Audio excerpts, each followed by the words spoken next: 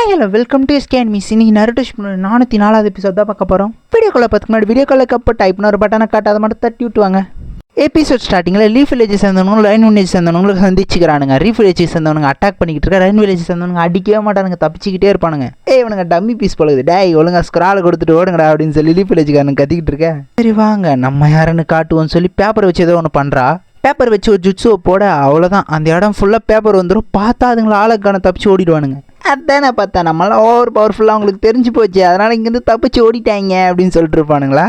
அடா முட்டா மூதி, ஸ்க்ராலே எடுக்கலடா, அவனுங்க தப்பிச்சு போயிட்டானுங்கடா அப்படின்னு சொல்லிட்டு இருப்பான் ஒருத்தன். ஐயோ அதை மறந்து போட்டுனே. இங்கே லைன் வச்சு காட்டுறானுங்க. நைட் ஆயிடுச்சுன்னு சொல்லிட்டு ஒரு இடத்துல அவங்க ரெஸ்ட் எடுத்துகிட்டு இருப்பாங்க. இருக்கிற அஜிசாயின்ற பொண்ணுக்கு கோனன் ஒரு மிஷின் கொடுத்துருப்பா. அது என்னன்னு காட்டுறாங்க. என்ன சொல்லியிருப்பா, உங்களுக்கு ஒரு முக்கியமான மிஷின் இருக்குது, நீங்கள் என்ன பண்ணுறீங்கன்னா அந்த லீஃப் வில்லேஜ் சேர்ந்ததுலேருந்து இந்த எல்லா வில்லேஜ்லையும் யார் யார் ஜிஞ்சுரிக்கி அப்படின்னு கண்டுபிடிக்கிறது தான் உங்களுடைய மெயின் மிஷின் அப்படின்னு சொல்லியிருப்பா. அப்புறம் நீங்கள் ரெண்டு பேரும் உங்கள் ரெண்டு பேர்கிட்ட இருக்கிற சென்சிட்டிவ் எபிலிட்டிக்கு நீங்கள் ஈஸியாக அவங்கள பார்த்தாலே கண்டுபிடிச்சலாம். ஏன்னா எனக்கு ஜிஞ்சுரிக்கிங்கிட்டலாம் அதிகமான சக்கரா இருக்கும். முடிஞ்ச அளவுக்கு யார் யார் ஜிஞ்சுரிக்கின்னு கண்டுபிடிச்சி சொல்லுங்கள். அப்படி உங்களால் முடியலன்னா அடுத்த வில்லேஜில் என்ன நடக்குதுன்ற அந்த சீக்ரெட்ஸையாவது நிறைய தெரிஞ்சுக்கிட்டு வாங்க அப்படின்னு சொல்லியிருப்பா. நீ அவங்க ரெண்டு பேரையும் ஃபாலோ பண்ணிக்க அப்படின்னு சொல்லிட்டு பார்க்கணும். அப்புறம் ரொம்ப ரொம்ப முக்கியமான விஷயம், மற்ற ஊர்க்காரங்களுக்கு நம்ம ஊரை பற்றி எந்த சீக்ரெட்டுமே தெரியாது. இன்னும் டான்ஸோ த சாலமெண்டர் தான் இங்கே லீடர்ஷிப் பண்ணுறதா நினச்சிக்கிட்டு இருக்காங்க. அதை அப்படியே மெயின்டைன் பண்ணோம் அப்படின்னு சொல்லிட்டு பார்க்கணும். சரி ஓகேன்ட்டு இதெல்லாம் யோசிச்சு பார்த்துட்டு வானத்தை பார்க்குறாங்க. அங்கே ஃபுல்லாக ஸ்டார்ஸ் விண்மினி பூச்சிகள்லாம் பறந்துக்கிட்டு இருக்கோம். அதெல்லாம் பார்த்துட்டு என்னடா வெளி உலகம் இப்படி தான் இருக்குமா அப்படின்ட்டு பார்த்துட்டு இருப்பா. ஏன்னா அவங்க ஊர் ஃபுல்லாக மழையாக தானே இருக்கும். கலையப்படாத, நம்ம ஊரும் கண்டிப்பாக இப்படி ஒரு நாள் மாறும் அப்படின்னு சொல்லி பேசிக்கிட்டு இருக்க. இங்கே நெஜி டீமை காட்டுறாங்க. ஆக்லி இங்கே ஹூன்னு ஊதிட்டு இருப்பான நெருப்பில். நெஜி ஒன்னே இங்கே வேற எவனும் தெரில, அவ்வளோதான், வேறு எந்த பிரச்சனையும் இல்லைன்னு நினைக்கிறேன் அப்படின்னு சொல்லிட்டு இருப்பான். சரி சரி சும்மா அவ்வளோலாம் பேசிட்டு இருக்காதீங்க, பசிக்குது சாப்பிட்லாமா அப்படின்னு சொல்லி டென்டென் கிட்டு இருப்பான். என்னது சாப்பிட்லாமா, இந்த பாலைவனத்தில் என்னப்பா கிடைக்கும் சாப்பிட அப்படின்னு சொல்லி ராக்லி புலம்பிட்டு இருக்க. வரதுக்கு முன்னாடி சாப்பிட்றதுக்கு எல்லா ஐட்டமும் எடுத்துகிட்டு வந்துட்டுருப்பாளா. ராக்லி கவு நீ தான்க்கா மாசு, நீ இருந்தாலே போதும், எல்லா இடத்துலையும் சாப்பாட்டுக்கு பஞ்சமே இருக்காதுன்னு சொல்லிட்டு இருப்பானா. அவளுக்கு கடுப்பாயிடும். டே என்னடா ஜந்து மாதிரி பேசிட்டு இருக்கேன் அப்படின்னு சொல்லிட்டு அவள் கடுப்பாயிட்டு நீங்களே சமைச்சு கொட்டியங்கடான்ட்டு போயிடுவாளா. ஏந்து நான் என்ன தப்பா சொன்னேன் அப்படின்னு சொல்லி ராக்லி வச்சுட்டு இருப்பான். டென்டென் அப்படியே போய் தனியாக உக்காந்துட்டு ஆகாயத்தை பார்த்து யோசிச்சு ஆரம்பிக்கிறா. பார்த்தா நெஜி கட்டுறாங்க. நெஜி பூச்சின்னு ஒரே பம்பில் மரத்தை உடைக்கிறது, ராக்லி மலையை உடைக்கிறதுன்னு பயங்கரமாக பண்ணிட்டு இருப்பாங்களா. அதெல்லாம் யோசிச்சு பார்த்துட்டு டென்டென் மட்டும் சும்மாவா, அவ்வளோ வேறு லெவலில் ட்ரைனிங் எடுத்துகிட்டு இருப்பா. அவளுடைய மெயினே வெப்பன் தானே, அதெல்லாம் வச்சு வேறு லெவல் மைட் கை ட்ரைனிங் எடுத்துகிட்டு இருக்க. அம்மா பயங்கரமாக ட்ரைனிங் எடுக்கிறியாம்மா, நீ உண்மையிலுமே முன்னேறது பயங்கர டேலண்ட் ஆகிட்டே அப்படின்னு சொல்லிட்டுருமா மைட் கை. ஏய் போய் அங்கிட்டு, இதெல்லாம் ஒரு பவரே இல்லையா, எனக்கு பத்தலை, அவங்களாம் பாரு எவ்வளோ பவர்ஃபுல்லாக இருக்காங்க, நான் வேறு எதனா புதுசாக கற்றுக்கணும் அப்படின்னு சொல்லிட்டு இருப்பானா.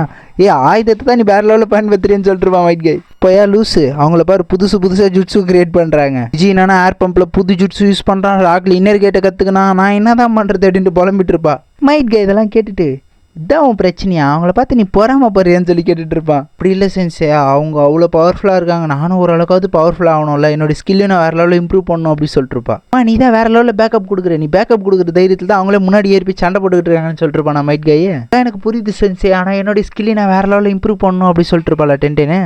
சரி உனக்கு இதுதான் பிரச்சனையா அப்படின்னு சொல்லிட்டு அவன் போய் நான் வேறு ஆயுதத்தை எடுத்து தரேன்னு சொல்லி அவன் ஒரு ஆயுதத்தை எடுப்பான். ஆயுதத்துக்கு பேர் சான்செட் சுகான்னு வர சொல்ல, என்னத்துக்கு இதை எடுக்கிற அப்படின்னு சொல்லிட்டு பார்த்துட்டு இருப்பா டென்டென். உண்மையாலுமே சூப்பராக இருக்கும், உன்னால் இது எங்கே வேணா எடுத்துகிட்டு போய் சண்டை போட முடியும், உனக்கு இது வாட்டமாக இருக்கும் அப்படின்னு சொல்லிட்டு இருப்பானா. எப்போ பார்த்தாலும் என்ன ஒரு கேரி பேக் மாதிரி ஹேண்டில் பண்ணாதீங்க, எனக்கு டென்ஷன் ஆகுது அப்படின்னு சொல்லி டென்டென் கத்திட்டு இருப்பாளா. நான் அப்போல்லாம் சொல்லப்பா அப்படின்னு சொல்லிட்டு காய் செஞ்சு சொல்லிட்டு இருப்பானா. அதெல்லாம் யோசிச்சு பார்த்துட்டு இப்போ அவள் சோகமாக இருப்பாளா. ராக்லி திரும்பி பார்த்தா அவன் கத்திக்கிட்டு இருப்பான். டென்டென் வா சாப்பிடலாம், எனக்கு பசிக்குது, வா சாப்பாடெல்லாம் ரெடி ஆச்சு கொட்டிக்கலாம் அப்படின்னு சொல்லிட்டு கத்திக்கிட்டு இருப்பானா. லைன் வில்லேஜை கட்டுறாங்க. அவனுங்க பார்த்தா அடுத்த நாள் அங்கேயே படுத்து தூங்கிட்டு இருந்திருப்பானுங்க. திறந்து பார்த்தா மண்ணுக்குள்ளே புதஞ்சிட்டு இருந்து வருவானுங்க. அவங்க அப்படியே புலம்பிக்கிட்டு இருப்பாங்க, நம்ம வில்லேஜ் அப்படியே குழுகுலுன்னு இருக்கும், இதுனா இவ்வளோ வெக்கையாக இருக்குது அப்படின்ட்டு. நெஜி டீமை காட்டுறாங்க. நெஜி பியாக்கு கண்ணை போட்டு பார்ப்பான், சுற்றி எதுவுமே இல்லையாடா அப்படின்ட்டு. ஃபினிஷ் லைன் வேறு எங்கே இருக்குது தெரியலையே. நெஜி உடனே சரி ஓகே நான் ஒரு ஸ்பாட்டை பார்த்துட்டேன், அந்த ஸ்பாட்டுக்கு போகலாம் வாங்க அப்படின்னு சொல்லிட்டு போக ரெயின் வில்லேஜுக்காரங்களும் இங்கே தான் வரானுங்க. அப்படியே நெஜி டீம் உள்ளே போய்கிட்டு இருக்க. அங்கே பார்த்தா ஒரு மாதிரி அமைதியாக இருக்குமா. நெஜி சொல்லிட்டு இருப்பான், டே இங்கே ஏதோ டேஞ்சர்ஃபுல்லாக இருக்குது, எல்லாம் கொஞ்சம் உஷாருங்க அப்படின்னு சொல்லிட்டு இருப்பான். அங்கே பார்த்தா ரெயின் வில்லேஜுக்காரங்க மறைஞ்சிட்டு இருப்பாங்களா. இவங்க லீஃப் வில்லேஜுக்காரங்க கூட உஷாராக தான் இருக்கணும், நேற்று நைட்டே நான் இவங்களை நோட் பண்ணேன், இவங்க எல்லாருமே அமைதியாக தான் இருக்காங்க, இதனால இவங்க தான் நம்மளுக்கு கரெக்டாக இருப்பாங்க அப்படி இப்படின்ட்டு பேசிகிட்டு இருப்பாங்க. ஆக்லி சொல்லிட்டு இருப்பான், வாய் எவனா வரட்டான் அவனை அட்ஜஸ்ட் கிரால பிடிக்கணும்ன்ட்டு. இவங்க அப்படியே போய்கிட்டே இருப்பாங்களா. திடீர்னு எதிர்க்கு அவங்க லேண்ட் ஆகிடுவானுங்க அட்டாக்கு. நெஜி கேஷுவலா சும்மா இங்கே வளரன்னு பேசலாம் நேரம் இல்லை, எங்கிட்ட எவன் ஸ்க்ரால் இருக்கு, உங்ககிட்ட எத்து ஸ்க்ரால் இருந்தால் சண்டை போடலாம், எல்லாம் கிளம்பினே இருங்க அப்படின்னு சொல்லிட்டு இருப்பானா. அவங்க அட்டாக் பண்ண நெஜி ரொட்டேஷனை போட்டு விட்டுருவான். ஓகே அப்போ ரைட்டு, இவங்ககிட்ட எத்து ஸ்க்ரால் தான் இருக்குது, வாங்க அடிச்சு நொறுக்கு வந்துட்டு அடிச்சுக்க ஆரம்பிச்சிருவானுங்க. சமனிங் ஜுட்ஸுவை போட்டு கேட்டை வர வைக்க ராக்லி எடுத்துட்டு திருப்பி போவானா. டென்ட் உள்ள பாம்பை வச்சு விட்டுருப்பா, அது வெடிச்சிச்சு தான் பண்ணமாயிடும். உங்கள் சைடில் பயங்கர ஸ்ட்ராங்காக இருக்காங்க, நம்மளால இங்கே நின்று சண்டை போட முடியாது அப்படின்னு சொல்லிட்டு இவங்களுக்குள்ளே பேசிட்டு இதெல்லாம் வேலையாவது நம்ம இந்த இடத்த விட்டு ஓடிடுவோம் அப்படின்னு சொல்லி திருப்பி அந்த பேப்பர் யூஸ் பண்ணி இந்த இடத்த விட்டு தப்பிச்சு போக பார்க்க டென்ட் ஃபயர் செல் ஜுட்ஸு போட்டு விட்டுருவா. என்னதான் அந்த பேப்பர் ஃபயர் அவுட் அடிச்சாலும் அவங்க தப்பிச்சு ஓட ஆரம்பிச்சிருப்பாங்களா. நெஜி ஒன்னே இதெல்லாம் எனக்கு ஒரு விஷயமான்னு சொல்லிட்டு பியாக்கு கண்ணை போட்டு விரட்ட ஆரம்பிச்சிருவான். நம்மளை கண்டுபிடிச்சிட்டாங்க, விரட்டி வந்துகிட்டே இருக்காங்க அப்படின்னு சொல்ல சரி ஓகே அவங்க சைட்லேயும் ஒரு சென்சிட்டிவிட்டி நெஞ்சா இருக்காங்களா, இப்போ என்ன பண்ணுறது அப்படின்னு சொல்லிட்டு இவங்க யோசிச்சுக்கிட்டு இருக்கும்போது ஓகேன்ட்டு ஒருத்தி வாட்டர் ஸ்டைல் இடன் ரிட்ஸன் ஜுட்ஸுன்னு ஒன்று போட ஜூஸு ஃபுல்லாக போக மாதிரி வருமா, ஏதோ ஒரு பனி மாதிரி வந்துகிட்டே இருக்கும். திடீர்னு பார்த்தா எல்லாம் மாற ஆரம்பிச்சிடும். என்ன ஆச்சு அப்படின்னு சொல்லி கேட்க இங்கே ஃபுல்லாக ஓவர் ஹீட்டாக இருக்குது, இதுக்கெல்லாம் என் ஜுட்ஸு சரிப்பட்டு வராது, நம்மளுக்கு தான் ரெயின் வில்லேஜில் தான் தேரும் அப்படின்னு சொல்லிட்டு இவங்க புலம்பிக்கிட்டு இருப்பாங்களா. அவங்க வேறு லெவலில் போயிட்டுருப்பாங்களா. இதுக்கப்புறம் வேலையாகாது, நம்ம சண்டை போட்டு தான் ஆகணும், ஏன்னா அவங்க வேறு கிட்ட வந்துட்டாங்க, நம்மளுக்கு எல்லாமே டிசப்பாயின்மெண்ட்டாகவே இருக்குது அப்படின்னு சொல்லிட்டு இவங்க புலம்பிட்டு இருக்க அப்புறம் ரெண்டு பக்கம் கொடை விரிச்சிருவாங்க. ஆக்லி என்னடா கொடையெல்லாம் வச்சு காமெடி பண்ணிட்டு இருக்கீங்கன்னு சொல்லி லீஃப் அரிக்கன்னு சொல்லி அதை அடிச்சு பறக்க கூட பார்த்தா அதுக்குள்ளே ரெண்டு பேரும் ஒளிஞ்சிக்கிட்டு இருப்பாங்க. டென்பான் ரெயின் ஸ்டாம்னு ஒரு ஜுட்ஸுவை போட ராக்லி எனக்கு இதெல்லாம் ஒரு விஷயமான்னு சொல்லி எகிரி போயிட்டு இருப்பானா. அஜிசாய் உடனே ராக்லியை போட்டு தரலான்னு வருவாளா, உடனே டென்டன் வந்துருவா. நொஞ்சக்க வச்சு வேற லெவலில் அட்டாக் பண்ணிட்டு இருக்கா. அவ ஒரு ஜுட்ஸுவை போட்டு உள்ள உறிஞ்சிருவா. அத்தை ஒரு பக்கம் 8 ஆகிற மாட்டாக்குன்னு போட்டு அடிச்சுக்கிட்டு இருக்கா. லீ அவனை அடிச்சு பறக்க விட்டுட்டு இருப்பான். ராக்லி அடிச்சு அடியில் அந்த இடமே 2 துண்டா போயிடும். அதில் டென்டன் பாம் வந்து அது வெடிச்சிடும். அதான் பாம் அடிச்சதுல 2 பேரும் உள்ள வந்துருவாங்களா. ஐயோ என்னடா 2 பேரும் வந்துட்டாங்கன்னு பார்த்துட்டு இருப்பாங்க. 4 பேரும் நேச்சி பார்த்துருவோம். அவங்க எல்லாம் அண்டர் கிரவுண்டில் தான் இருக்காங்க, நம்மளுக்கு வேற வழி இல்லை, இப்போதைக்கு நம்ம சண்டை போட்டு இருந்தாலும் வேலையாகாது, இது ஒன்றும் பெரிய போர்லாம் கிடையாது, இது வெறும் ஜூனியர் எக்ஸாம் தானே, நம்ம சண்டை போட்டு இருந்தால் வேலையாகாது, நம்ம போயிட்டு உன் ஃப்ரெண்ட்ஸை காப்பாற்றுவோம் அப்படின்னு சொல்லிட்டு இருப்பானா. அவங்களும் சரின்ட்டுருவாங்க. சரி நீங்கள் அந்த பக்கம் போய் பாருங்க, நான் இந்த பக்கம் போய் பார்க்குறேன்னு சொல்லிட்டு அவங்க ஒரு பக்கம் போக ஆரம்பிச்சிருவாங்க.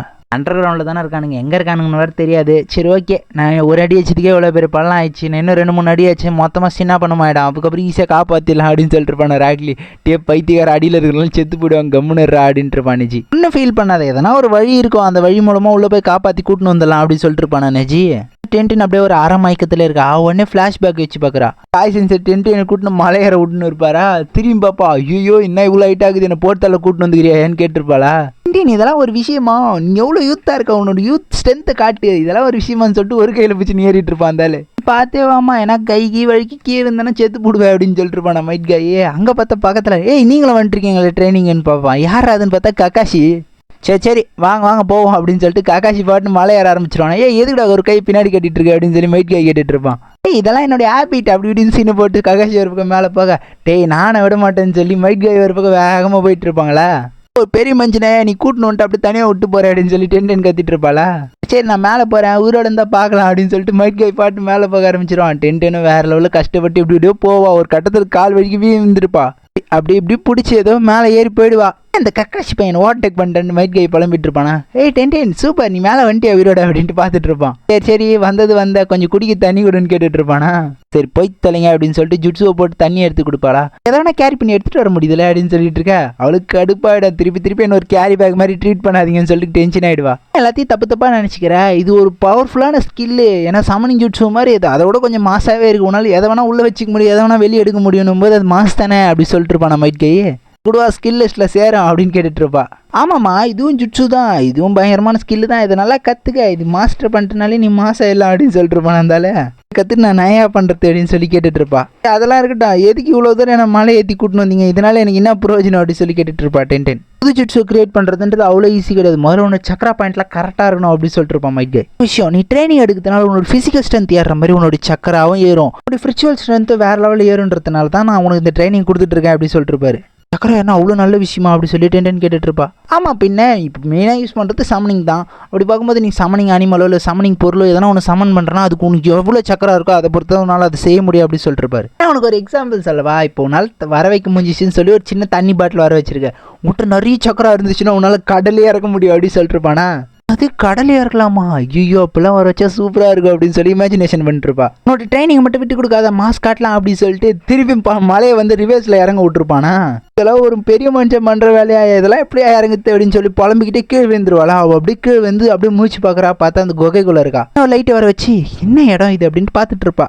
பார்த்துட்டு இருப்பா. அந்த அஜிஷாயின்ற பொண்ணு அங்கே தான் பார்த்துட்டு இருப்பாளா. ஐயோ பாவம்னு சொல்லிட்டு தண்ணி எடுத்துட்டு ஏய் நீ மூசிட்டு தானே இருக்க இந்த தண்ணி வாங்கிக்க அப்படின்னு சொல்லி போவாளா, பார்த்தா அவள் குணாய் வச்சுன்னு படுத்துட்டு இருப்பா ரெடியா, இவ ஏந்து வந்தானே குத்திடலாம் அப்படின்ட்டு. குணாய் வச்சுன்னு ஒரு போஸ் கொடுக்குறதோட இந்த எபிசோட் முடியாது. எபிசோட் முடிஞ்ச அளவுக்கு ஸ்பீடாக போட்டு இருப்பேன். சேனலுக்கு சப்ஸ்கிரைப் பண்ணி வீடியோ லைக் பண்ணுறேங்க. Bye hall.